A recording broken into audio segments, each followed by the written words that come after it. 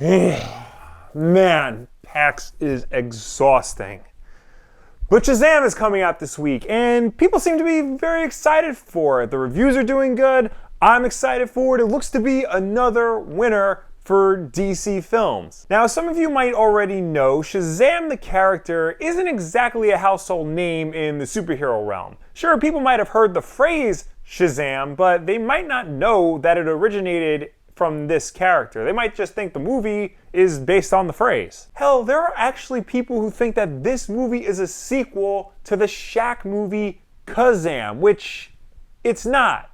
And it amazes me that that movie has the legs that it has. Now, because Shazam isn't as well known as your Batmans, your Wonder Womans, or even your Aquamans, there's probably a large amount of the movie-going audience who aren't going to see this film in theaters because why go see a movie about a character you know nothing about? Now, yeah, Iron Man was a hit right out the gate, but movies like Thor 1 and Captain America 1 weren't. They were only modest successes. So just because it happened with Iron Man doesn't mean it's going to happen with everybody else. But that's okay, because if you were on the fence about going to see Shazam in theaters, I think I might be able to convince you to go and do so. Every time I talk about this movie in one of my videos, I put an Amazon affiliate link in the description for this comic book, the New 52 Shazam story by Geoff Johns and Gary Frank. I do this for 3 reasons. 1, it's a really damn good story, one of the best modern interpretations of the character, especially in recent memory. 2, it's the easiest for people to get their hands on. A lot of the classic Shazam trades and collections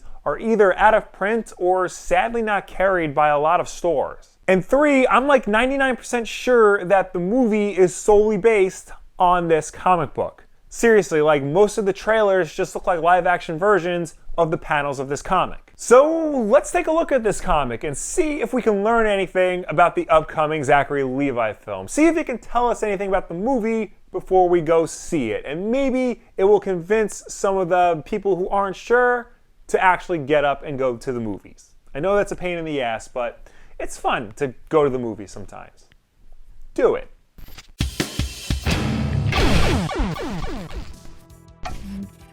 Up until 2011, the DC comic books character of Captain Marvel was usually depicted as a more jovial, lighthearted version of Superman. I mean, if we're being honest, they were basically the same character. One just turned into a teenager when he was done superheroing. And I think that fact that Captain Marvel really was a kid was what added to his overall kind nature. A lot of writers and artists used that to explain why he was just so damn nice to people. On the one hand, this helped to keep the character fairly consistent. While a lot of creators spent years trying to figure out how to make Superman a badass, Captain Marvel got to stay his usual goofy self. But on the other hand, this actually made him feel more dated than the rest of the DC universe. If there was ever a character in dire need of an update, it was Captain Marvel. And that update would come in 2012 as part of DC's controversial line-wide relaunch, The New 52. Now yes, The New 52 was very hit and miss. Some of the comics they put out were really good, others not so much. But if anything, the lineup did provide a lot of characters with the chance to get a new, fresh start, especially ones that hadn't gotten one in years. And Captain Marvel was the perfect candidate for a new, fresh start. So enter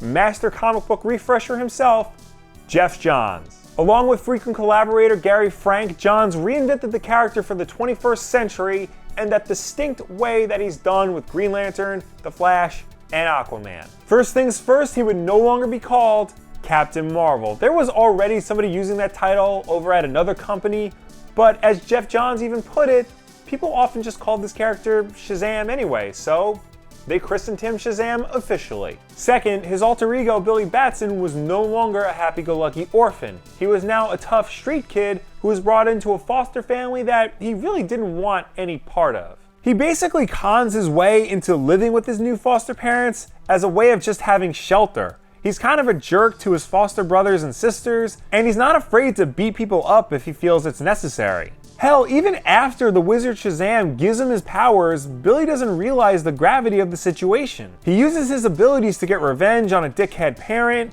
He short-circuits an ATM to get cash. After the first person he saves gives him $20, he thinks he can turn this new situation into a get-rich-quick scheme. It's a pretty far cry from the Shazam of old. The Shazam of old was often more of a goody two-shoes, morally righteous character, even more so than Superman sometimes. Now, of course, eventually, Billy learns the value of not just being a hero, but being part of a family as well. When an encounter with Black Adam threatens the life of not just him, but his new foster family, Billy learns to step up and do what it takes to save the day. So the story of Shazam went from being about a good-natured kid who becomes a good-natured superhero to a punk kid who becomes a punk with superpowers who has to be convinced to become a superhero. It was a fairly controversial turn at the time, but it's a turn that, in my opinion, worked. It provided the character Shazam with a fresh new outlook that the character hadn't gotten in years. But what does all of this have to do with the movie that's coming out? Well, like I said in the intro to this video, I'm 99% certain that the movie is based solely on the Geoff Johns, Gary Frank New 52 book. Why do I think this? Well, for one thing, Geoff Johns is an executive producer on the film, and he's been attached to a Shazam movie since before his comic book came out. So I'm pretty sure he was able to nudge the filmmakers into that direction. Second, the first trailer for this movie pretty much just looked like a synopsis for the comic book. Billy Batson is depicted as being a street kid getting into trouble. He gets adopted by a family he doesn't want to be adopted by. He saves his foster brother, Freddie Freeman, from bullies, only to evade them by hopping onto a train, only for that train to then take him to see the wizard Shazam, where he gets his powers from. All of that is almost identical to the way it was featured in the comic. The plot setup, the train sequence, the look of the wizard himself, right down to the setting. The film and the comic both take place in Philadelphia during the winter. And this trend would continue into the second trailer, with the ATM scene just like it was in the comic, the scene in the convenience store looking like an expanded version of the comic book scene. Now, if it seems like I'm criticizing the movie for taking too much from the source material, trust me, I'm not. If anything, I'm more surprised it's being so blatant with its inspiration from the comic book. Most comic book superhero films will pick and choose elements of the characters from over the years and then mash them together to try and make one movie. Even the Captain America films, Winter Soldier and Civil War, even though those are based on particular stories, they're really not direct adaptations of them. Both of those films take the core concepts of their source material, but take a lot of liberties with them in the transition from page to screen. Especially Civil War. If you read the comic and then watch the movie, it's almost night and day after a certain point. I just think it's very refreshing that a superhero movie is being so upfront with the fact that it's based on a superhero comic, being so upfront with its direct influence. Especially a DC film. I mean, just a few years ago, don't forget, DC seemed to be almost embarrassed by the fact that they were making films based on comic books. I mean, after all, those are just childish time wasters.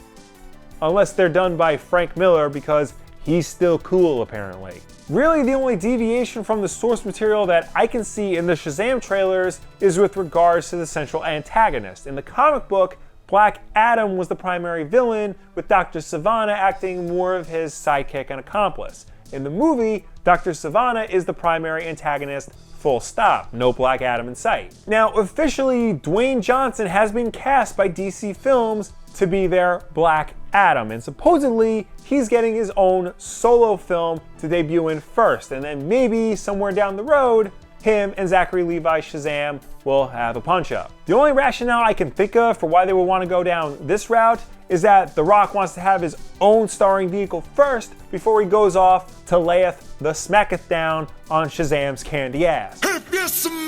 So ultimately, if the movie Shazam is going to be based on this one comic book, should you read it? And vice versa, if you read this comic, should you go and see the Shazam movie, being that you know pretty much everything that's going to happen in it? Well, honestly, yeah, sure, the movie might be based directly off of one particular comic book, but like I said before, it doesn't look like a straight adaptation. It looks like they're changing a lot of things, and they're changes that seem to make sense in terms of taking it from page to live action, and changes that make sense in adding it to the current DC cinematic universe. And on the flip side, if you're still on the fence about whether or not you should go see Shazam, or if you just saw the movie and you're looking for a way to get into reading Shazam comics, this is a great place to start. It's a great introduction to the character, and it's similar enough to the film where you can just ease yourself right in and you can move on to the current Shazam ongoing series. It's great to see Warner Brothers and DC pull more directly from their own source material, and it's even better that said source material is being put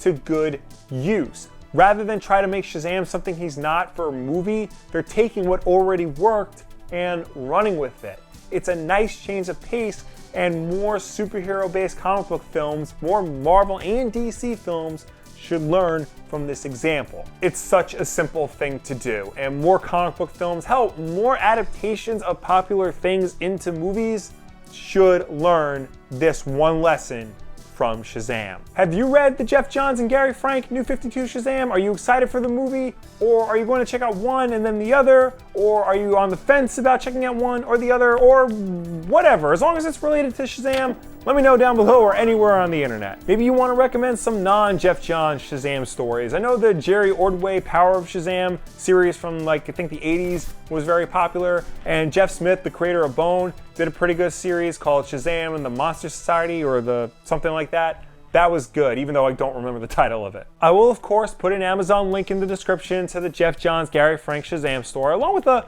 couple of other Shazam stories to give you a nice overall history of the character. Stuff that I think would help you in your way to understand him maybe after the movie or before you see the movie. And of course, don't forget that we have new videos every Tuesday and Wednesday, with Wednesday night at 8 p.m. Eastern being Wulff Den Live. So subscribe to see all of that, like this video, and share it with a friend who maybe has never read a Shazam comic before and is going to see the movie or has already seen the movie. Show them this video and maybe they will finally get that introduction to comic books that you've always wanted them to have. Thank you all for watching. I will see you next time.